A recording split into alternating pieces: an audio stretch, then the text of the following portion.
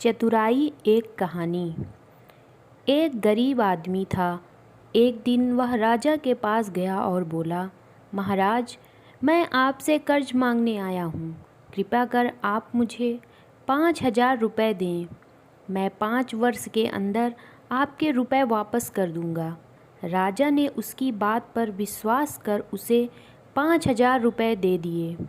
5 वर्ष बीत जाने के बाद भी जब उस व्यक्ति ने राजा के 5,000 रुपये नहीं लौटाए, तब राजा को मजबूरन उसके घर जाना पड़ा। लेकिन वहाँ वह व्यक्ति नहीं मिला।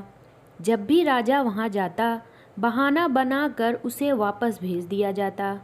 एक दिन फिर राजा उस व्यक्ति के घर गया। वहाँ और कोई तो नहीं दिखा। एक छोटी लड़की बैठी थी। राजा ने उसी से पूछा, तुम्हारे पिताजी कहाँ हैं?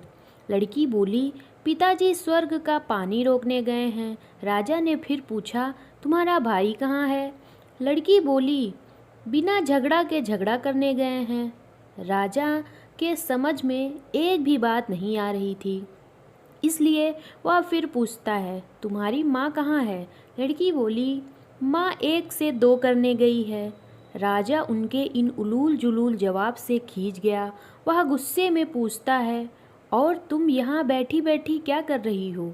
लड़की हंसकर बोली, मैं घर बैठी संसार देख रही हूँ। राजा समझ गया लड़की उसकी किसी भी बात का सीधा जवाब नहीं देगी, इसलिए उसे अब इससे इन बातों का मतलब जानने के लिए प्यार से बतियाना पड़ेगा। राजा ने चेहरे पर प्यार से मुस्कान लाकर पूछा, बेटी, तुमने जो अभी अभी मेरे सवालों के जवाब दिए, उनका मतलब क्या है? मैं तुम्हारी एक भी बात का मतलब नहीं समझ सका। तुम मुझसे सीधे सीधे उनका मतलब समझाओ। लड़की ने भी मुस्कुरा कर पूछा, अगर मैं सभी बातों का मतलब समझा दूं तो आप मुझे क्या देंगे? राजा के मन में सारी बातों को जानने की तीव्र उत्कंठा थी। वह बोला, जो मांगोगी वही दूंगा। तब लड़की बोली, आप मेरे पिताजी का सारा कर्ज माफ़ कर देंगे तो मैं आपको सारी बातों का अर्थ बता दूंगी। राजा ने कहा, ठीक है, मैं तुम्हारे पिताजी का सारा कर्ज माफ़ कर दूंगा। अब तो सारी बातों का अर्थ समझा दो। लड़की बोली, महाराज, आज मैं आपको सारी बातों का अर्थ नहीं समझा सकती। कृपया कर आप कल आएं। कल मैं ज़रूर बता दूंगी। राजा अगले दिन फिर उस व्यक्ति के घर गया। आज वहाँ सभी लोग मौजूद थे। वह आदमी, उसकी पत्नी, बेटा और उसकी बेटी भी। राजा को देखते ही लड़की पूछी, महाराज, आपको अपना वचन याद है ना? राजा बोला, हाँ, मुझे याद है। तुम अगर सारी बातों का अर्थ बता दो तो मैं तुम्हारे पिताजी का सारा कर्ज माफ़ कर दूंगा।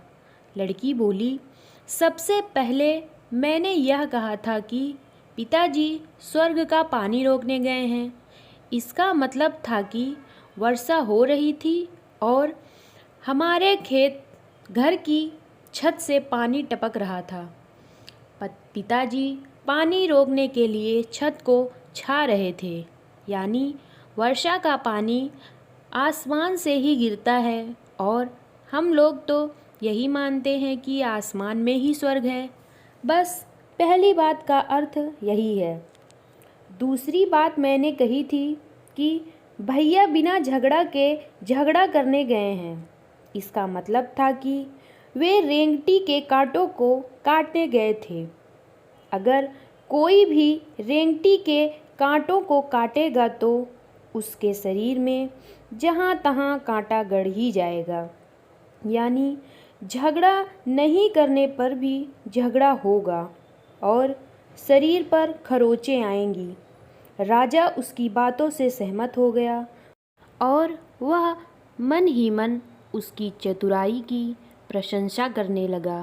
उसने उत्सुकता के साथ पूछा, और तीसरी चौथी बात का मतलब बेटी?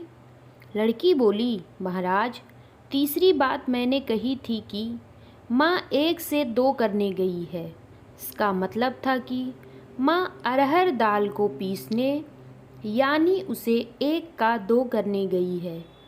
अगर साबुत दाल को पीसा जाए तो 1 दाना का 2 भाग हो जाता है, यानी यही था 1 से 2 होना। रही चौथी बात तो उस समय मैं बात बना रही थी और उसमें से 1 चावल निकाल कर देख रही थी कि भात पूरी तरह पका है कि नहीं। इसका मतलब है कि मैं 1 चावल देखकर ही जान जाती कि पूरा चावल पका है कि नहीं। अर्थात चावल के संसार को मैं घर बैठे देख रही थी। यह कहकर लड़की चुप हो गई। राजा सारी बातों का अर्थ जान चुका था। उसे लड़की की बुद्धिमानी भरी बातों ने आश्चर्य में डाल दिया था।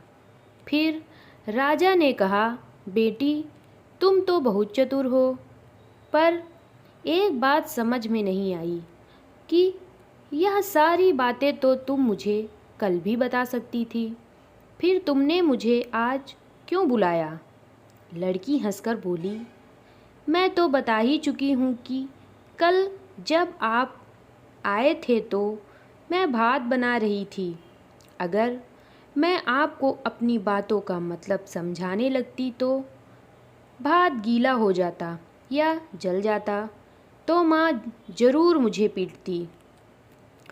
फिर घर में कल कोई भी नहीं था। अगर मैं उनको बताती कि आपने कर्ज माफ़ कर दिया है तो ये मेरी बात का विश्वास नहीं करते।